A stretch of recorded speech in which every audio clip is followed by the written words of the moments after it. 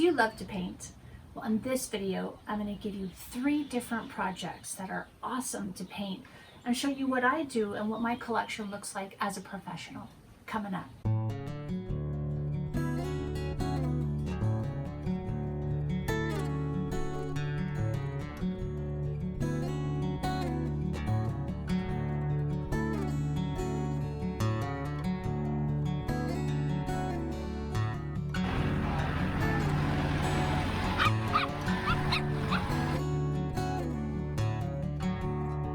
Hi guys, thanks for joining me from my patio in Hawaii.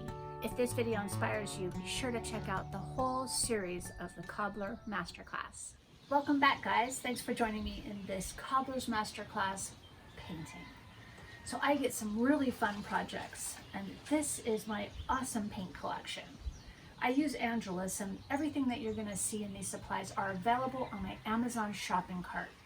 Click the link, takes you to my website, you hit the Amazon button, and it goes right to my Amazon shopping cart. It is so easy, and I have the best stuff on there. For instance, these are my favorite paint brushes. These are Zooting, but they are the best quality. They have like a 5-pack. I ordered the 5-pack because I use them for all kinds of things. I use them for leather dye and fabric dye, but also for paints. They clean up well and they hold their shape. I also carry the Angelus brand. I like them because they have such a large assortment of colors from which to choose. So I do a lot of Angelus. These are their basic leather acrylic paints. But then I also invested in a couple of the high gloss and the matte finishers, because when you're into some of those special projects, you really want to be able to put on that final touch that makes the project look just right. And then I have some old brushes here. I also do some of the aerosol sprays. For instance, I'll be showing you how I'm doing this lady's very vintage boots, but she's going to be wearing them for her wedding. So I'm going to spray them, and I'm not going to be taking them off or anything because I'm going to be painting the bottoms. But I'll show you how I use my aerosols. And then I'm also going to be touching up these. I'm actually doing these in the gluing video if you want to know how to glue shoes.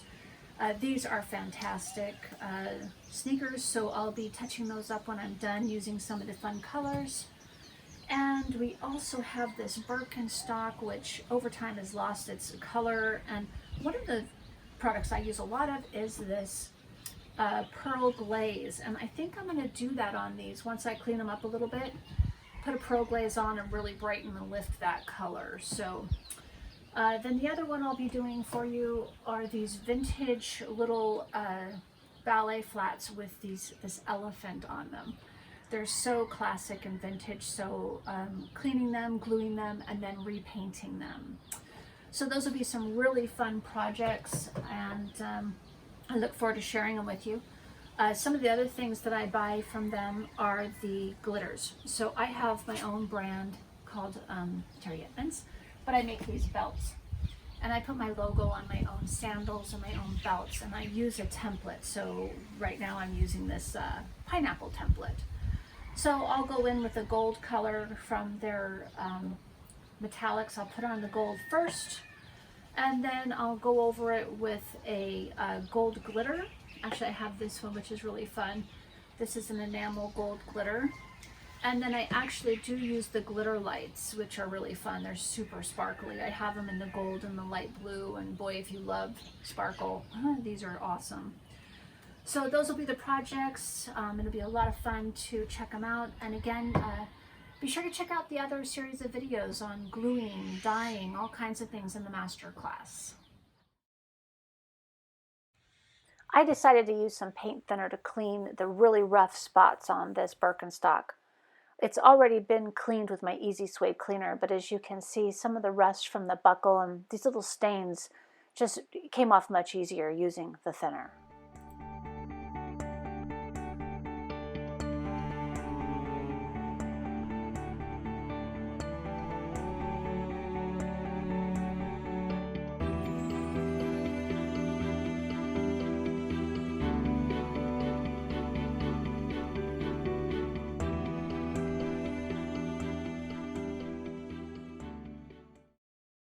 I really like this pearl glaze.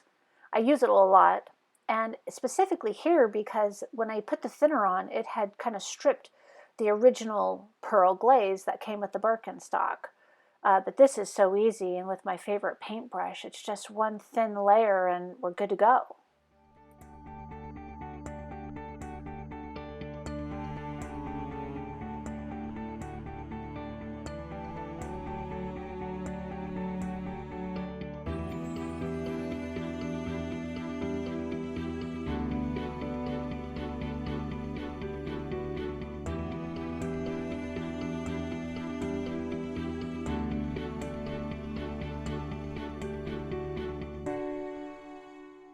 I'm going to blot this here. I don't want to see the paint lines, so easy enough just taking one of my old rags and just blot off the excess.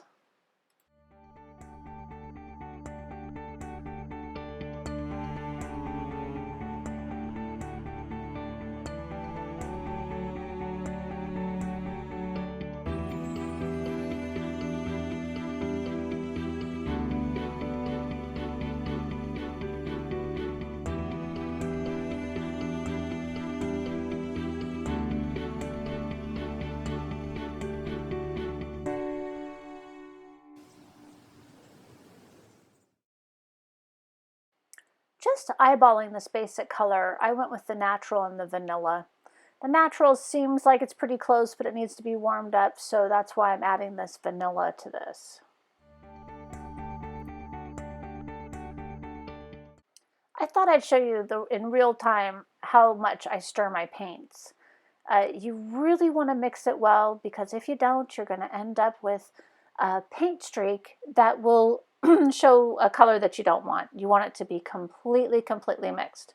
Just like when you go to a paint store and you have your cans of paint color mix that's on the machine for a really long time.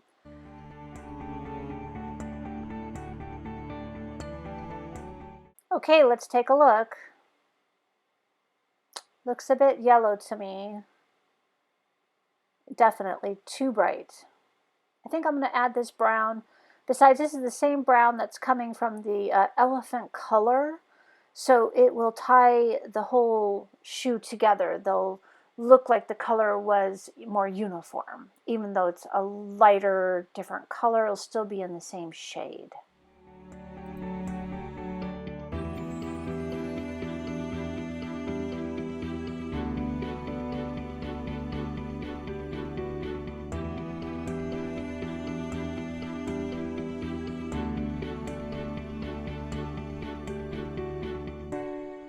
Okay, let's check it out.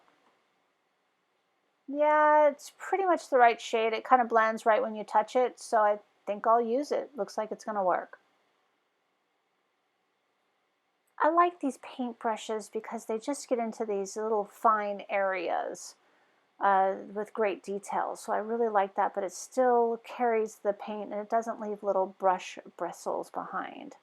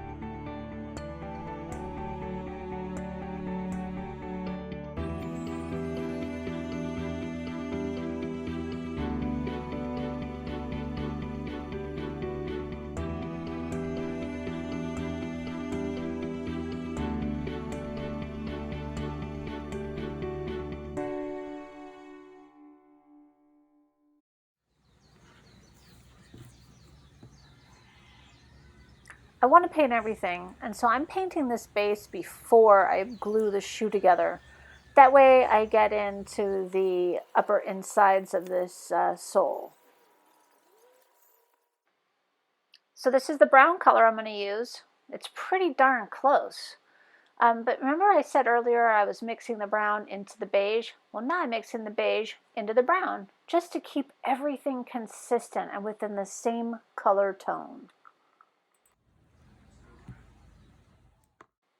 It's still a little lighter than I want, so I'm adding just a couple of drops of black. It'll bring the black together. Plus I have the black eye in the elephant, so it will give it that darker grayish undertone that you can see. Okay, I like this color. I'm going for it.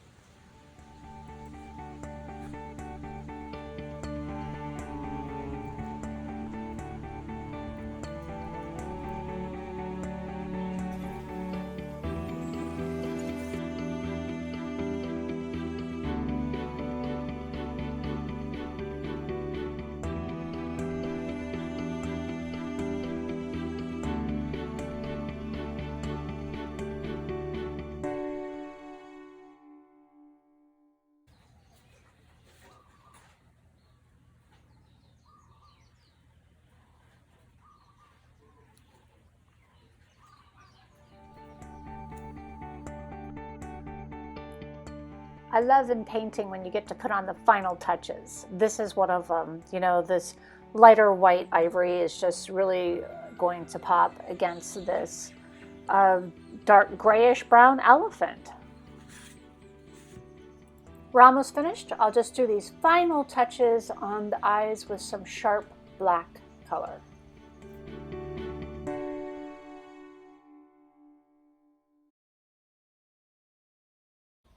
Of all the shoe paints I use, when I'm using a spray, I always use my respirator. This aerosol of it just travels through the air. Even if you're in a well-ventilated area, don't take the chance. Just wear your respirator. When I'm applying the aerosol, I usually am about 12 inches away. It's hard to tell in this, but I am about 12 inches away. And I just do a really light coat. That way it doesn't crack when the paint is dry.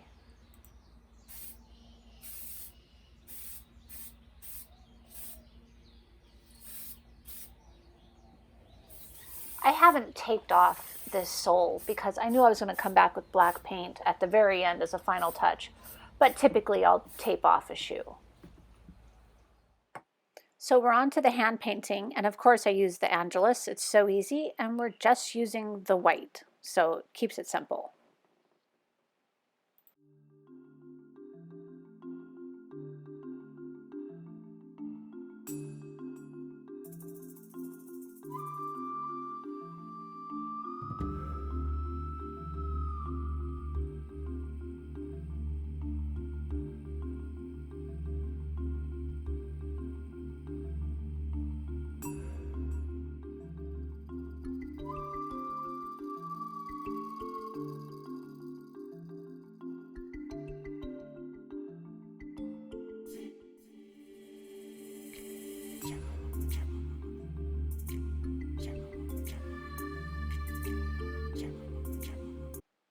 On these outside panels, since I've already sprayed them a few times with the aerosol, I'm doing this final coat in the white in a much more watered down version. It doesn't need to be thick like I did on the first coats that I put on the inside of the shoe.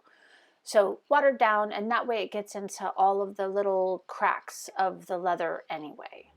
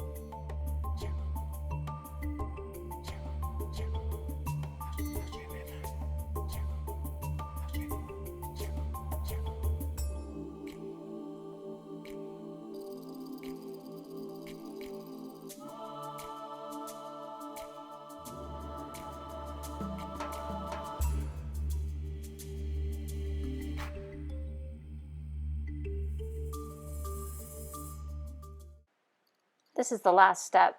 I'm going to paint the sole, around the trim of the sole and the bottom of the sole.